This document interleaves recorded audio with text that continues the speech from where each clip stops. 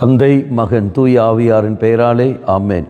இயேசு கிறிஸ்துவின் அன்புமிக்க சகோதர சகோதரிகளை உங்கள் அனைவருக்கும் கிறிஸ்து இயேசுவின் அன்பு கனது வணக்கத்தை தெரிவித்துக் கொள்கிறேன். இன்று நற்செய்தி பாகமானது லூக்கா நற்செய்தி 18ஆம் அதிகாரம் 9 முதல் 14 வரையில திருவாக்கியங்கள். குறிப்பாக 13வது வாக்கியம். ஆனால் வரி தண்டுபவர் தொலையில் நின்று கொண்டு வானத்தை அண்ணாந்து பார்க்க கூட துணியாமல் தம் மார்பில் அடித்து கொண்டு, கடவுளே, பாவியாகிய என் மீது இறங்கி அருளும் என்றார். அப்போ அந்த வரி தண்டுபவனுடைய ஜெபம் ஆனது உண்மையான ஜெபமாக இருக்கின்றது. காரணம், அவன் ஒப்புக்கொள்கின்றான், தான் தவறை ஒப்புக்கொண்டு அவன் ஜெபிப்பது.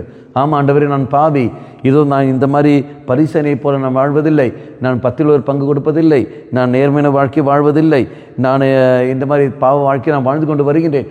தன்னுடைய தவறுகளை அவன் ஒப்புக்கொள்கின்றான். அந்த ஒப்புக்கொண்ட உடனே தெய்வம் மன்றாட்டி அவனை ஏற்றுக்கொள்வதை நாம் பார்க்கின்றோம். 1 யோவான் 1ஆம் அதிகாரம் 9ஆம் வாக்கியம். பாவங்களை நாம் ஒப்புக்கொள்வோமானால் தெய்வம் நம் குற்றங்களை அனைத்திலிருந்தும் நம்மை விடுவிக்கின்றார்.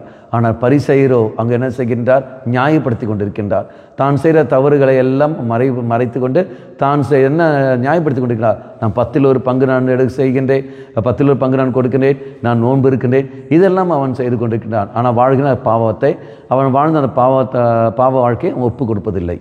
நீயும் நானும் எவ்வாறு இருக்கின்றோம்? பரிசனையைப் போலவே நாம் நியாயப்படுத்தி கொண்டிருக்கின்றோமா, அல்லது வரி தண்டுவனைப் போல நம்முடைய குற்றங்களை ஒப்புக்கொண்டு நாம் வாழ்கின்றோமா? பரிசனைப் போல நாம் வாழ்ந்தோம் என்றால் நிச்சயமாக நம் அன்றாடு கேட்கப்படாது.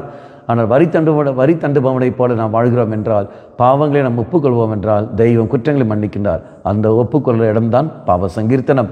ஆக நல்ல ஒரு பாவ சங்கீர்த்தனம் செய்வோம், இறைவன் கேட்ட ஒரு வாழ்க்கை நாம் வாழ்வோம். அம்மா மாதாவே, தெய்வ மாதாவே, எங்கள் மாதாவே, என் அன்னையே, விசேஷமாக எங்களுக்காக பரிந்து பேசும். ஆமேன்.